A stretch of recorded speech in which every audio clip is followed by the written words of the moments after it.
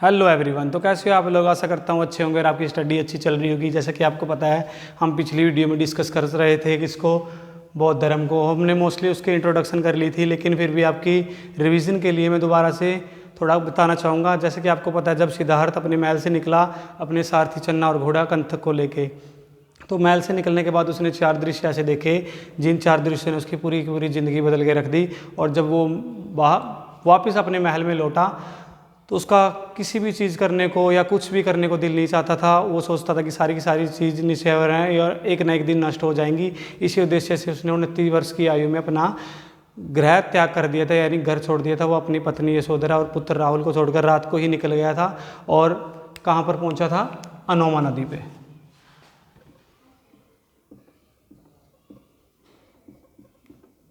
तो अब गृह त्याग करने के बाद वो कहाँ पहुँचे? अनोमा नदी पे, जहाँ पर उन्होंने क्या किया? सन्यासी रूप धारण किया। कहने का मतलब उन्होंने अपने बाल मंडवा लिए और अपने जितने वस्त्र थे वो राजकुमार वाले वो उतार दिए और जो सन्यासी वाले वस्त्र वो पहन लिए। उसके बाद वो कहाँ पर गए? राजगृह। राजगृह में उनकी मुलाकात किससे हुई? अलार कलाम से। आपसे पहला क्वेश्चन पूछा जाएगा कि गौतम बुद्ध के गुरु कौन हुआ करते थे, तो वो कौन थे? अलार कलाम, जिनसे उन्होंने अपनी शिक्षाएं ग्रहण की थी। उसके बाद वो कहाँ पहुँचे? वैशाली। वैशाली में उनकी मुलाकात होगी रुद्रक रामपुत्र से, जो उनके सेकंड गुरु हुए। उसके बाद वो कहाँ गए? गया। कहने का मतलब गौतम बुद्ध ने डिसाइड किया कि वो अगली जो अपनी क्या है ज्ञान प्राप्ति के लिए जो भी सफ़र है वो कहाँ से जारी रखेंगे? गया से। इसीलिए तपस्या के लिए उन्होंने क्या चुना? गया। और वो जब जहाँ पर वो तपस्या कर रहे थे उनको वहाँ पर 5 ब्राह्मण मिले और जिन्होंने परमिशन ली किससे? गौतम बुद्ध से, कि हम आपके साथ ही क्या करेंगे? तपस्या करेंगे।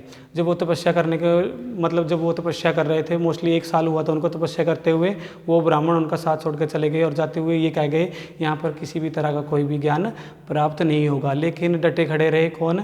गौतम बुद्ध। उन्होंने अपना मतलब जो सफ़र था ज्ञान प्राप्ति के लिए वो जारी रखा और कठोर परिश्रम के बाद उनको 6 साल के बाद ज्ञान की प्राप्ति हुई। कौन सी नदी पे? निरंजना नदी। और पेड़ कौन सा था? पीपल का। पीपल के पेड़ के नीचे। और नदी कौन सी? निरंजना पर उन्हें क्या हुई? महाज्ञान की प्राप्ति हुई। और महाज्ञान की प्राप्ति के बाद ही उनको क्या कहा जाने लगा? बौद्ध या बुद्ध। ठीक है ना। उसके बाद क्या हुआ? फिर आपसे क्वेश्चन पूछा जाएगा कि अलाइटमेंट के बाद, ज्ञान प्राप्ति के बाद उन्होंने अपना अनशन कैसे तोड़ा? तो जिस टाइम वो तपस्या करते थे गौतम बुद्ध, उधर ही एक लड़की सुजाता नाम की लड़की थी जो अपनी गऊँ चराने के लिए आती थी। तो उसी ने ही क्या बनाई थी? अपने गऊँ के दूध से खीर बना के किसको दी थी? गौतम बुद्ध को खिलाई थी। और उन्होंने खीर खाकर ही क्या तोड़ा था? अपना अनशन तोड़ा था उन्होंने अपने। और किसने खिलाई थी उनको? सुजाता नाम की लड़की ने। फिर उसके बाद क्या हुआ? वो उन्हें 5 ब्राह्मण को ढूंढते ढूंढते कहाँ पहुँचे? सारनाथ में। कहाँ पहुँचे? सारनाथ। तो उन्होंने डिसाइड किया कि अपना प्रथम उपदेश कहाँ देंगे? प्रथम उपदेश कहाँ देंगे? सारनाथ में देंगे। और आपसे क्वेश्चन भी पूछा जाएगा कि उनकी सबसे पहला शिष्य कौन बना?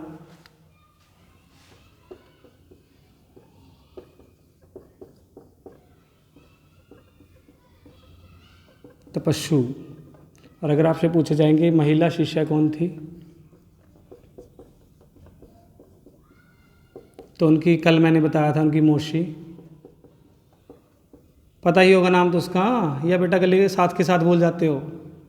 अगर कोई भी डाउट होता कमेंट में मेंशन जरूर कर दिया करो। तो कहने का मतलब अगर आपसे पूछा जाएगा ना महिला शिष्या कौन थी, तो कौन थी? उनकी मौसी गौतमी, प्रजापति गौतमी। अगर आपसे पूछा जाएगा उनकी प्रधान शिष्या कौन थे,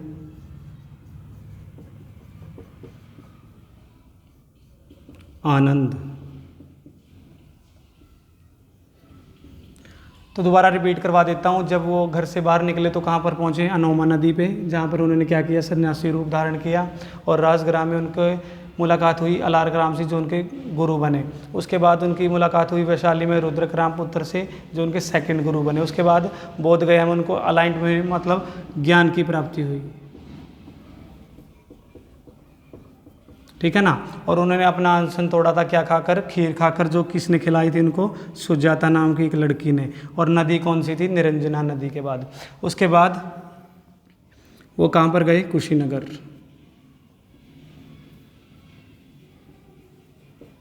कुशीनगर में उनके 2 शिष्य रहते थे, जो पहला था सुभज्ज। जब वो अपने शिष्य सुभज्ज से मिलने गए तो उनके मतलब अपना ज्ञान को अपने शिष्य को दिया। उसके बाद अच्छी अच्छी बातें उनको सिखाई। उसके बाद जब वो सुभज्ज को मिलने के बाद एक और उनका शिष्य उधर ही रहता था, उससे मिलने गए, जिसका नाम था चूंद लोहार। जब वो चूंद लोहार से मिलने गए तो चूंद लोहार ने उनके खाने में क्या परोसा, सूअर का मांस।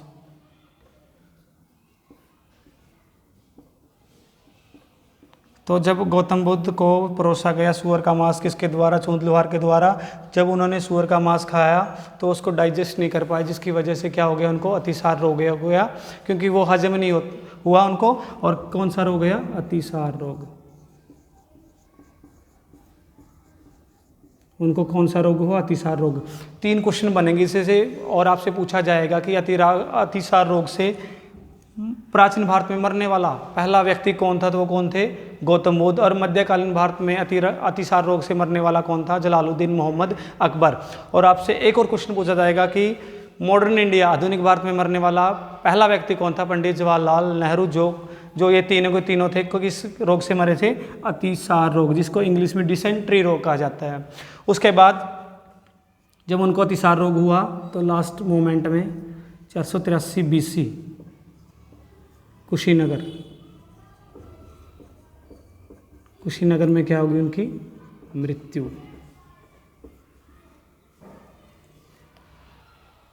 तो 483 BC में उनकी कुशीनगर में क्या होगी, लास्ट मोमेंट में क्या होगी, उनकी मृत्यु होगी। किस वजह से, अतिसार रोग की वजह से। आशा करता हूँ ये वीडियो अच्छी लगी होगी।